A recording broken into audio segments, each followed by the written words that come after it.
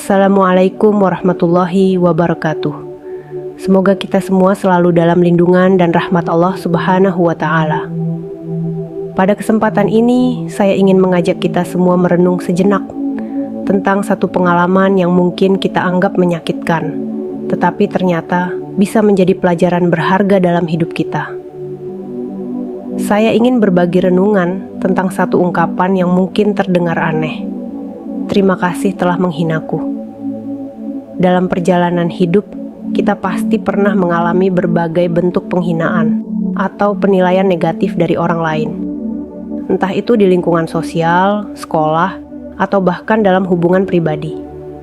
Kata-kata menyakitkan yang dilontarkan, tatapan meremehkan, atau sikap acuh tak acuh seringkali menghantui pikiran kita. Namun, pernahkah kita berpikir bahwa semua itu bisa menjadi sumber kekuatan dan motivasi bagi diri kita? Penghinaan biasanya datang dari orang-orang yang tidak memahami perjuangan kita. Mereka yang meremehkan usaha dan mimpi kita mungkin tidak pernah merasakan betapa kerasnya kita berjuang untuk mencapai tujuan. Namun, ingatlah, penghinaan itu tidak membuatmu jatuh. Sebaliknya, itu bisa menjadi titik awal bagi kita untuk bangkit dan membuktikan bahwa kita lebih dari apa yang mereka katakan. Ketika kita dihadapkan pada penghinaan, ada dua pilihan yang bisa kita lakukan. Membiarkannya merusak semangat kita, atau mengubahnya menjadi bahan bakar untuk berbuat lebih baik. Jika kita memilih untuk memanfaatkan penghinaan sebagai bahan bakar semangat, kita akan melihat betapa banyaknya hal positif yang bisa kita raih. Mari kita renungkan sejenak. Mengapa kita harus berterima kasih kepada mereka yang menghinaku? Karena mereka telah membantu kita untuk mengenal diri kita dengan lebih baik. Setiap hinaan yang kita terima bisa menjadi cermin yang memperlihatkan kelemahan dan kekurangan kita. Dengan menyadari hal itu, kita dapat bekerja untuk memperbaikinya. Misalnya, jika seseorang menghina kemampuan kita dalam berbicara di depan umum, kita bisa menggunakan hinaan itu sebagai dorongan untuk berlatih lebih keras. Dengan setiap penampilan, kita menjadi lebih percaya diri dan terampil.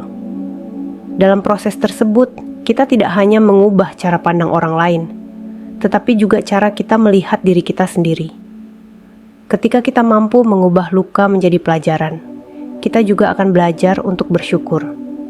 Bersyukur atas setiap hinaan yang datang.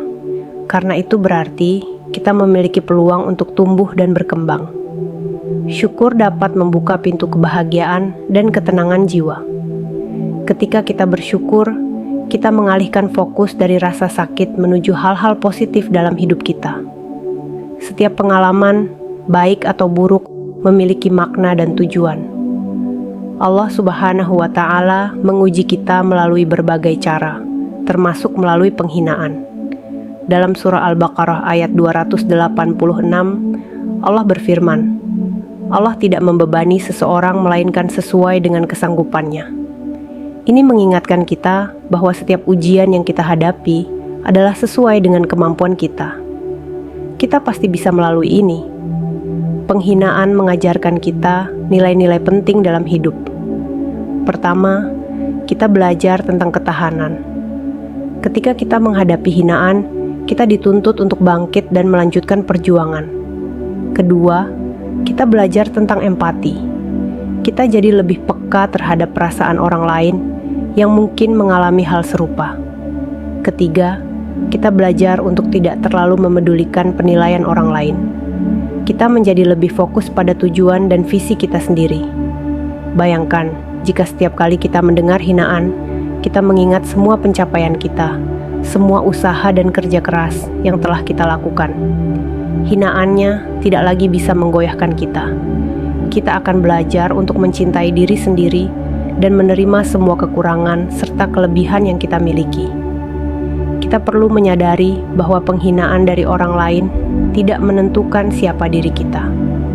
Kita adalah hasil dari usaha dan komitmen kita.